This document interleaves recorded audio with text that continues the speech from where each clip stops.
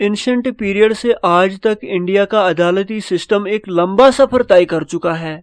आज इंडिया में एक यूनाइटेड अदालती सिस्टम है जिसके सबसे ऊपर सुप्रीम कोर्ट ऑफ इंडिया आता है, जो इंसाफ की सबसे बड़ी गारंटी है। लेकिन ये सिस्टम हमेशा ऐसा नहीं था। एंशंट पीरियड में इंसाफ मजहब से जुड़ा हुआ था। इंसान को उसकी लेवल और कास्ट के मुताबिक इंसाफ मिलता था, यानी अमीर, गरीब, हाई कास्ट और लो कास्ट के लिए कानून और फैसले मुख्तलिफ होते थे। इसके बाद जब मेडिवल जमाना आया तो एक और उसूल फैल गया, यानी बादशाह गलत नहीं करता। इस वजह से बादशाह इंसाफ का सेंटर बन गया। वो खुद को जुडिशरी का चौकीदार समझता था और ज्यादातर फैसलों में बादशाह की मर्जी चलती थी।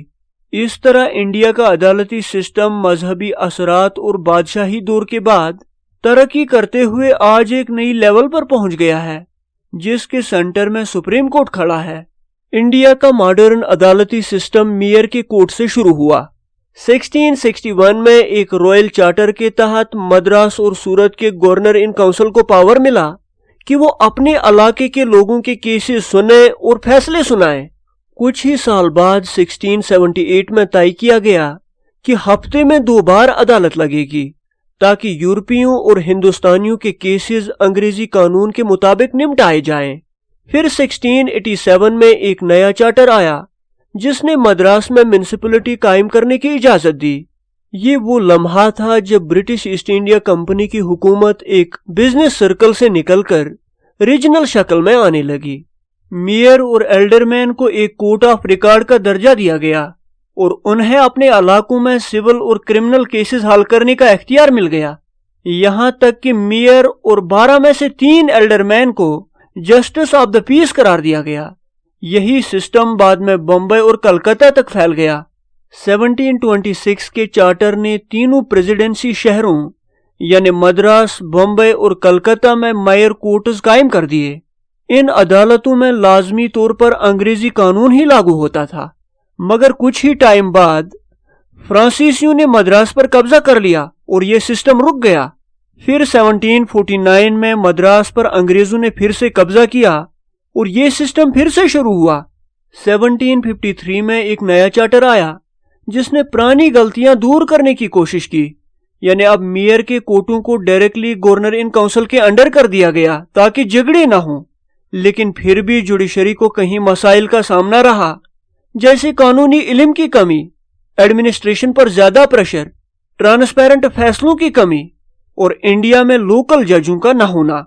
इससे पहले के जमानों में अदालती सिस्टम इंडिया में अनऑर्गेनाइज्ड था। जैसे हिंदू सोसाइटी में केसों के फैसले या तो जात के बुजुर्गों, गांव की पंचायतों या जमींदारों के हाथ में होता था और मुसलमानों में ये जिम्मेदारी काजी अदा करते थे।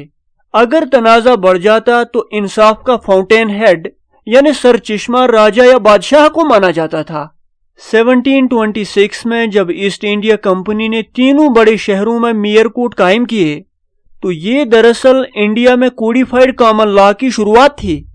ये वो लम्हा था जब ब्रिटिश ईस्ट इंडिया कंपनी ने खुद को सिर्फ ट्रेडिंग इंडस्ट्री नहीं बल्कि एक उभरती हुई रूलिंग पावर के तौर पर सामने लाया और जुडिशरी इस तब्दीली की अलामत बन गई। अब कलकत्ता की सुप्रीम कोर्ट के बारे में देख लो। 1773 के रेगुलेटिंग एक्ट के तहत 1774 में फोर्ट विलियम कलकत्ता में पहली बार सुप्रीम कोर्ट कायम हुई। इसमें एक चीफ जस्टिस और 3 जज शामिल थे, जिनकी तादाद बाद में 2 कर दी गई। ये जज डायरेक्टली ब्रिटिश क्राउन की तरफ से मुकर्रर किए जाते थे और ये सुप्रीम कोर्ट बादशाह की अदालत के तौर पर काम करती थी। ये अदालत कोई नया तजुर्बा नहीं थी बल्कि ट्रांसपेरेंसी के लिए कायम की गई थी, ताकि 1726 के चार्टर के तहत बनी मेयर कोर्टों की जगह ले सके।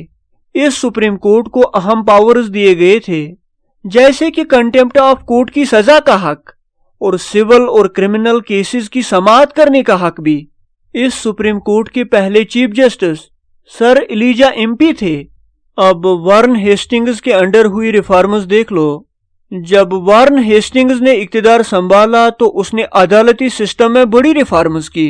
उसने 2 नई अदालतें बनाई, एक डिस्ट्रिक्ट दीवानी अदालत, दूसरा डिस्ट्रिक्ट फौजदारी अदालत।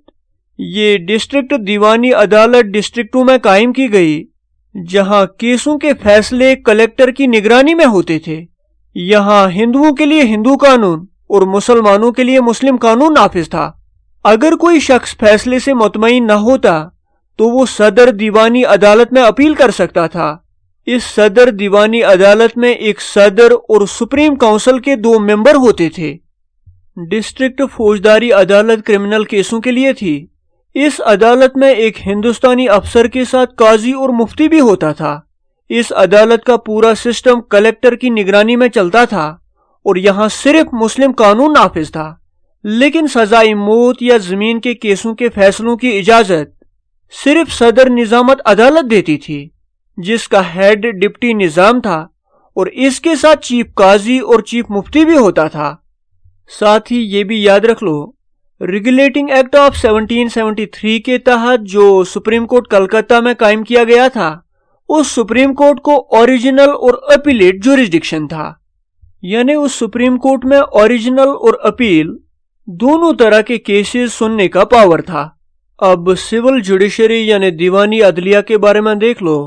ایک وقت تھا جب انڈین سب کنٹیننٹ میں عدالتی سسٹم کہیں لیولوں میں ڈیوائیڈ تھا۔ سب سے نیچے امین کورٹ یا منصف کورٹ تھی جو صرف 50 روپے سے کم مالیت کے فیصلے کرتی تھی۔ اس کے بعد ایک بڑی عدالت تھی جسے دیوانی عدالت یا ڈسٹرکٹ کورٹ کہا جاتا تھا۔ اس کے ہیڈ ایک سیشن جج ہوتے تھے۔ ڈسٹرکٹ عدالت سے اوپر پروونشل کورٹ آف اپیل موجود تھی۔ ایسی 4 عدالتیں ڈھاکہ، کلکتہ، مرشد آباد اور پٹنہ میں قائم کی گئی تھی۔ ان پروونشل عدالتوں کے بعد سب سے اونچی عدالت تھی جسے صدر دیوانی عدالت کہا جاتا تھا۔ اس کا ہیڈ کوارٹر کلکتہ میں تھا اور یہ سول کیسوں کی سب سے بڑی اپیل کی عدالت سمجھی جاتی تھی۔ اس صدر دیوانی عدالت میں جج کی مدد کے لیے ایک چیف قاضی، 2 مفتی اور 2 پنڈت مقرر کیے گئے تھے تاکہ ہندوؤں اور مسلمانوں کے فیصلے ان کے قوانین کے حساب سے کیے جا سکیں۔ لیکن اگر کوئی کیس 5000 روپے سے زیادہ مالیت کا ہوتا تو اس کی اپیل ڈائریکٹلی برٹن کے بادشاہ کے پاس بھیجی جا سکتی تھی۔ اب کارن والیس کے انڈر ہوئی ریفارمز دیکھ لو۔ گورنر جنرل لارڈ کارن والیس کے دور حکومت میں عدالتی سسٹم میں بڑی تبدیلیاں کی گئی۔ سب سے پہلے ڈسٹرکٹ فوجداری عدالت کو ختم کر کے اس کی جگہ سرکٹ کورٹ قائم کی گئی جو کلکتہ، ڈھاکہ، مرشد آباد اور پٹنہ میں بنائی گئی۔ یہ عدالتیں سول اور کرمنل کیسوں کے لیے اپیل کی عدالتوں کے طور پہ کام کرتی تھی اور ان کی نگرانی یورپی جج کرتے تھے۔ کارن والیس نے صدر نظامت عدالت کو بھی کلکتہ شفٹ کیا اور اسے گورنر جنرل اور سپریم کونسل کی نگرانی میں دے دیا، جہاں چیف قاضی اور چیف مفتی ان کی مدد کرتے تھے۔ اسی کے ساتھ ڈسٹرکٹ دیوانی عدالت کا نام بدل کر ڈسٹرکٹ، سٹی یا ضلع عدالت رکھ دیا گیا اور اس کی سربراہی ایک ڈسٹرکٹ جج کے حوالے کر دی گئی۔ کارن والیس نے ہندوؤں اور مسلمانوں کے لیے لیول وائز عدالتی سسٹم قائم کیا جس میں منصف court, register court, district court, صدر دیوانی عدالت اور کنگ ان کونسل شامل تھے۔ ان تمام ریفارمز کی وجہ سے کارن والیس کو انڈیا میں establishment of sovereignty of law کے لیے جانا جاتا ہے۔ اب ولیم بینٹک کے انڈر ہوئی ریفارمز دیکھ لو۔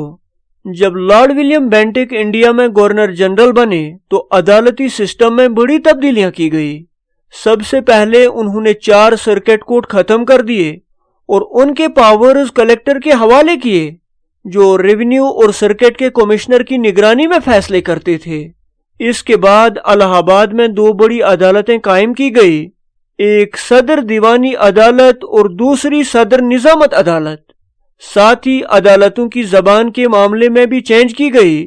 نچلی عدالتوں میں کارروائی کے لیے فارسی اور ایک لوکل زبان رکھی گئی، لیکن سپریم کورٹ کے لیے انگلش کو سرکاری زبان بنا دیا گیا۔ اسی دور میں میکولی کی سربراہی میں ایک لا کمیشن بنایا گیا جس نے ہندوستانی قوانین کوڈیفائی کیے یعنی لکھے۔ اسی کمیشن کی ریکمنڈیشن پر 1859 میں سول پروسیجر کوڈ، 1860 میں انڈین پینل کوڈ اور 1861 میں کرمنل پروسیجر کوڈ تیار کیے گئے۔ اب ہائی کورٹوں کی اسٹیبلشمنٹ کے بارے میں دیکھ لو۔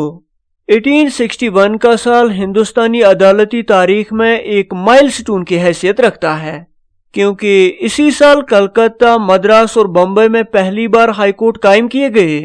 یہ عدالتیں پرانی عدالتوں سے زیادہ بہتر اور سوٹیبل ثابت ہوئی، اور پرانے عدالتی سٹرکچر کو ایک سسٹم میں مرج کر دیا گیا۔ ہر ہائی کورٹ میں ایک چیف جسٹس اور زیادہ سے زیادہ 15 ریگولر جج مقرر کیے گئے۔ انہیں تمام لوگوں اور جائیدادوں پر مکمل اختیارات حاصل تھے۔ سول کیسوں میں انہیں اوریجنل، ایپیلیٹ اور ایکسٹرا آرڈینری اوریجنل جوریسڈکشن تھا، جبکہ کرمنل کیسوں میں انہیں ایکسٹرا آرڈینری اور ایپیلیٹ جوریسڈکشن تھا۔ Thank you.